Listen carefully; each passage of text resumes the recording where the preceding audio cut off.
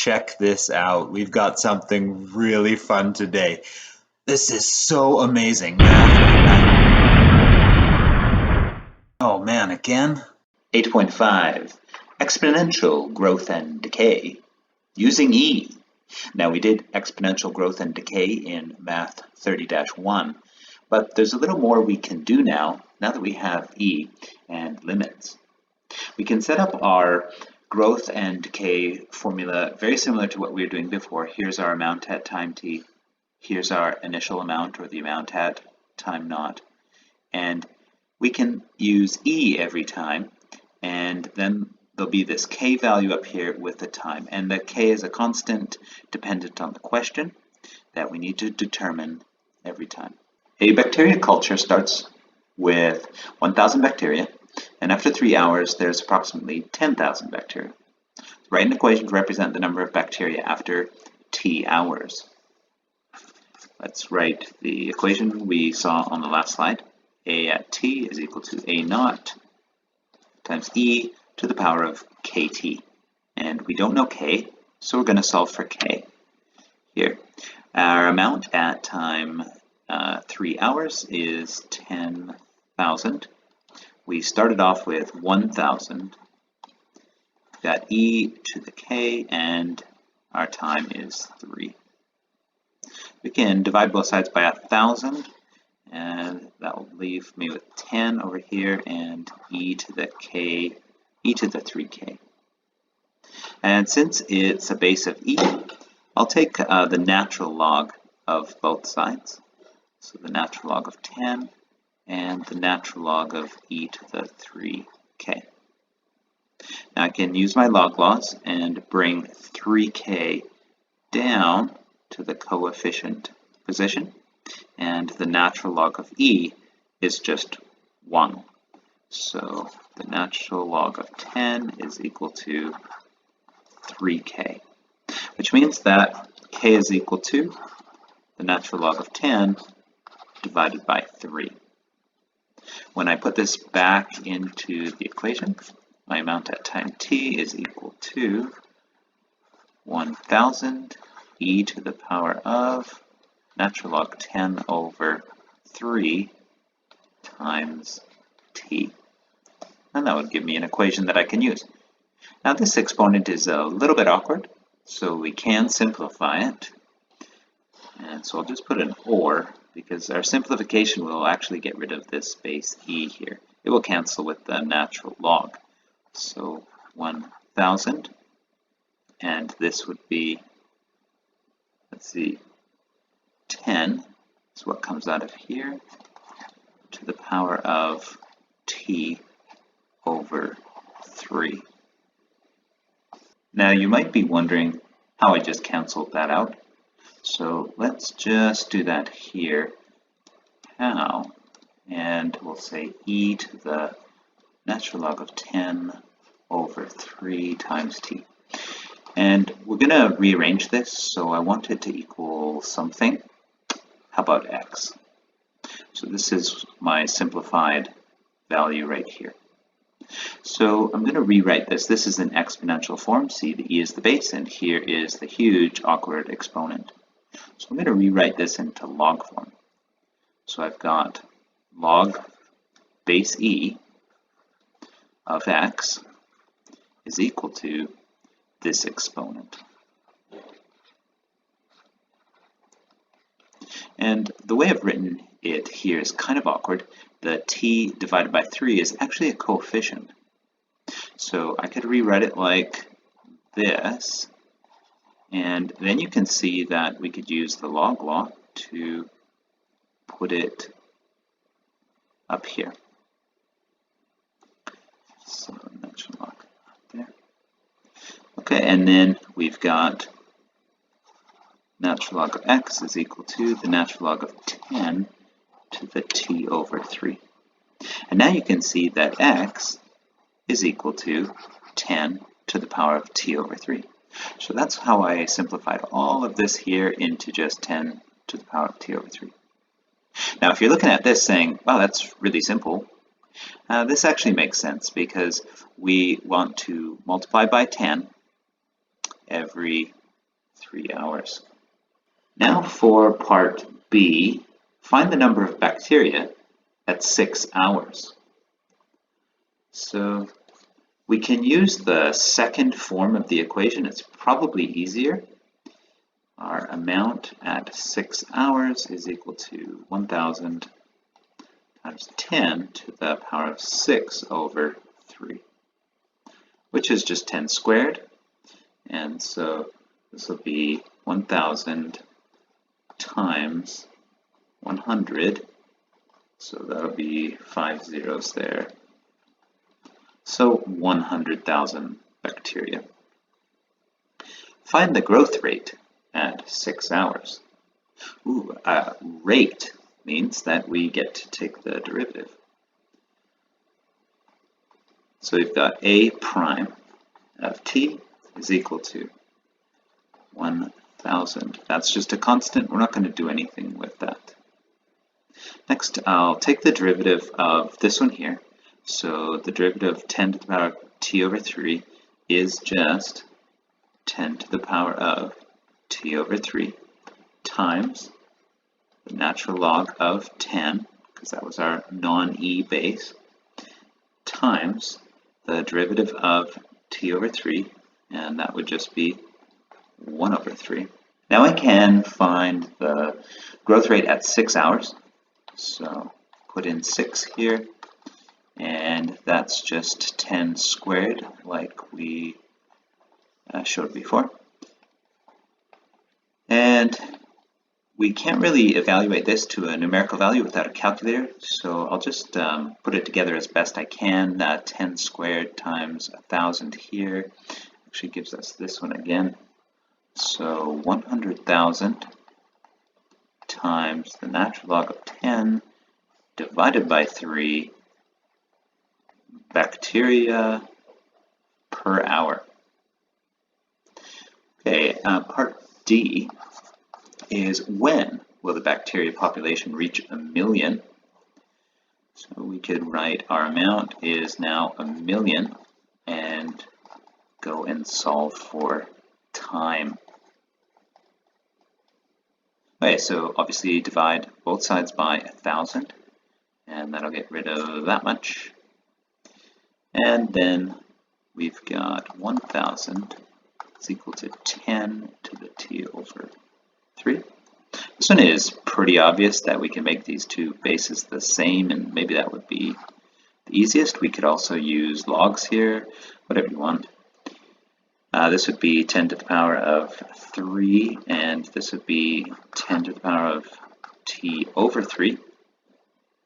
So we just rewrote them using the same base. Since the bases are equal, the exponents must be equal. So t equals 9 hours. I could use logs from this step here. So I'll rewrite this in log form. Base 10, so just log of 1,000 is equal to the exponent. And 10 to what exponent gives me 1,000? 3. And we actually pop right back into the same thing here. So t equals 9 hours using logs this way. A 280 milligram sample of polonium-210 has a half-life of 140 days. Polonium-210 is what killed Alexander Litvinenko, and I hear it's quite expensive, so you need to be a special enemy of the Russian state to be assassinated with this stuff. Somebody said that it would have cost $25 million to poison him with that much polonium-210. We want to find the mass after t days, so our amount at time t here isn't given, so we'll get back to that in a second. Our starting amount is 280. We're going to use e to the power of kt here. Now, what time can we use? Well, we've got 140, so let's use that. E to the 140k. Now, if we did actually run for 140 days, half of it would be gone. So that would leave us with only 140 milligrams. So let's solve for K. Divide both sides by 280. Not surprisingly, we get a half over here. And then we can rewrite this. We'll use the natural log of 1/2 is equal to 140K. And then divide both sides by 140. So K is equal to the natural log of 1/2 divided by 140.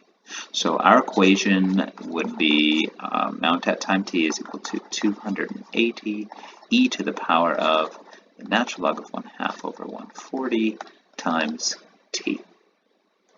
Now this is pretty good, but we can simplify it just like we did before. So we'll put an or here, and the e and the natural log cancel, and the 1/2 comes down, and the t and the 140 stay up in the exponent position. Now hopefully this looks familiar. This is how we did it in 30-1. Whenever we had a half-life equation, we just wrote a half here, put the time here, and divided by the half-life. Okay, so the next is find the mass after 70 days. So let's put in 70 here, and we can use either equation, but I think I'll use the first one here, just because I think it's a little bit more difficult, and then we can go through and see how that would work. So the amount at 70 is equal to 280 e to the natural log 1/2 over 140 times 70. You can see the 70 divided by 140 is just going to leave me with 1/2 up there. So 280 times e to the natural log 1/2 times 1/2. Now we have to use this anyways, right here, with the e and the natural log canceling here. So 280, and we've got 1/2 to the power of 1/2, and that would be the square root. So 280 over the square root of 2 milligrams. Or we could rationalize this. Let's see, multiply by root 2 over root 2. And so we could get 140 root 2 milligrams, which actually looks a bit better than this. All right, part C, find the rate of decay after 70 days. Ooh, get to take a derivative. I'll take the derivative of this first equation here. So A prime at t is equal to, leave this constant alone, 280. The derivative of e to the power of something is just e to the power of that something times the derivative of the exponent. Now you notice that this is a constant, and it's just the derivative of t, which is 1 times the constant. So we would get the natural log of 1/2 divided by 140. Now let's clean this up a bit. So we have 280 divided by 140 is 2, and we've got the natural log of 1/2, so we'll just put that here. And then the e and the natural log here will cancel, so I'll be left with 1/2 to the power of t over 140.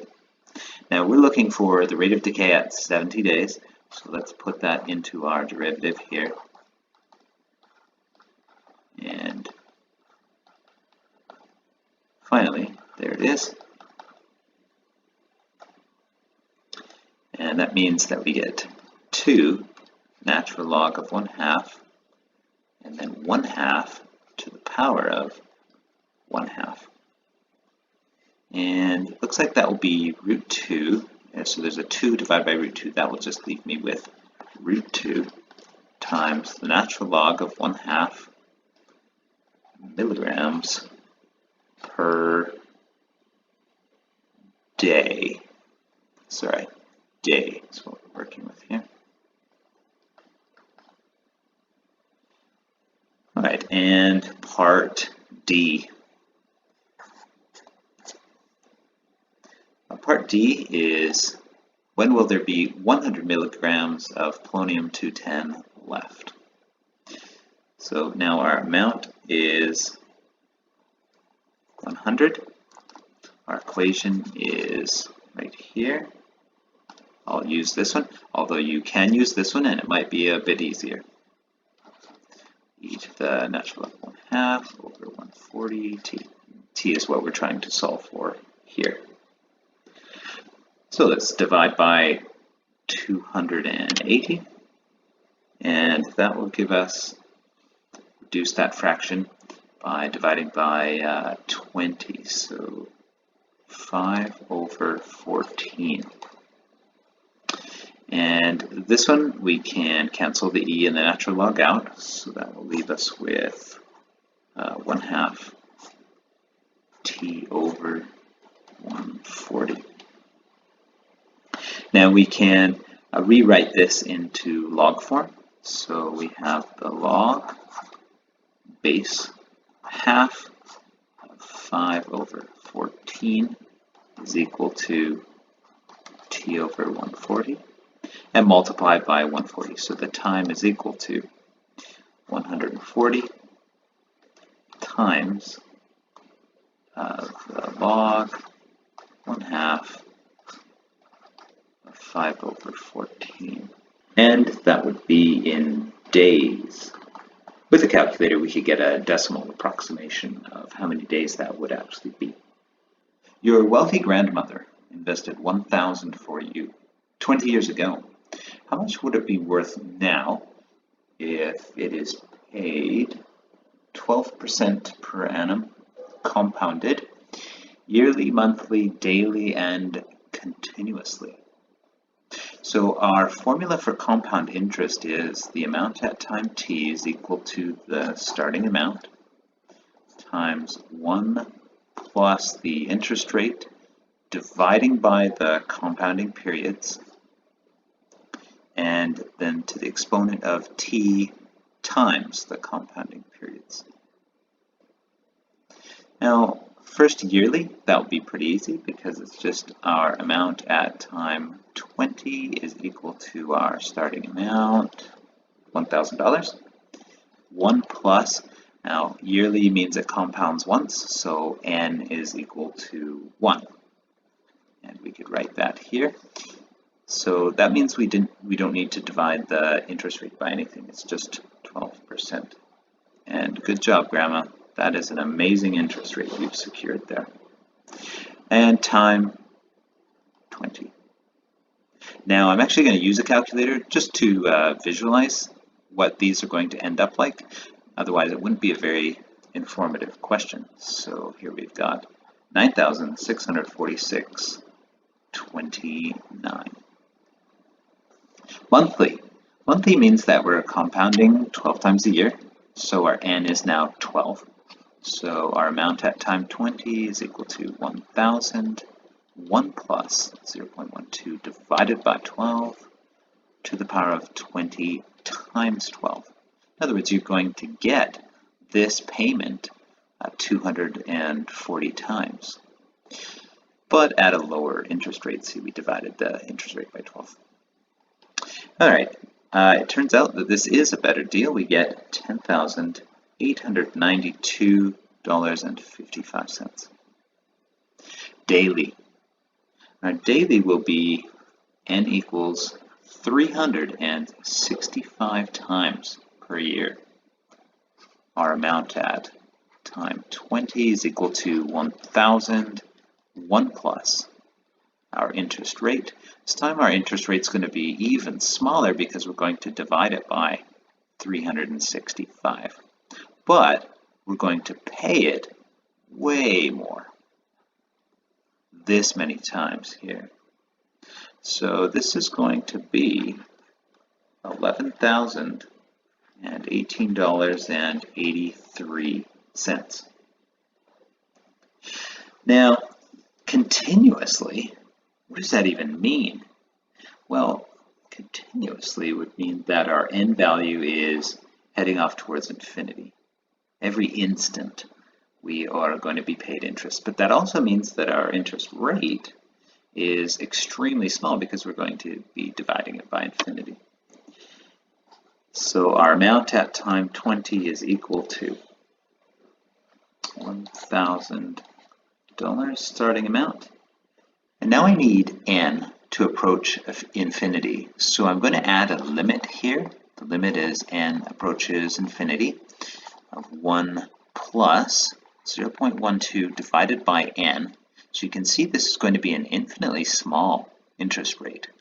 But up here in the exponent, it's 20n, so we're going to pay it infinitely many times. So what happens here?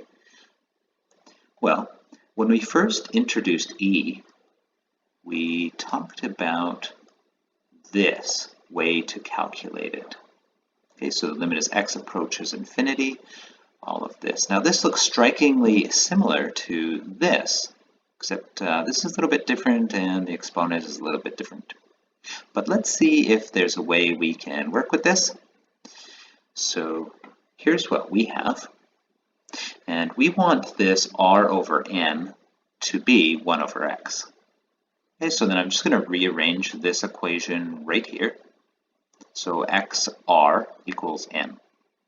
Now I can substitute that in here and put xr here in the denominator so that the r's cancel. And then up here in the exponent, I'm going to replace this n with an xr. And I want the x here, and I don't really care about the r, so I'm going to leave it out here with the t. But you see what I've done? Right inside here, I have created e. So this is really e to the power of tr. Now I can go back and I can use that in my calculation up here. So this would be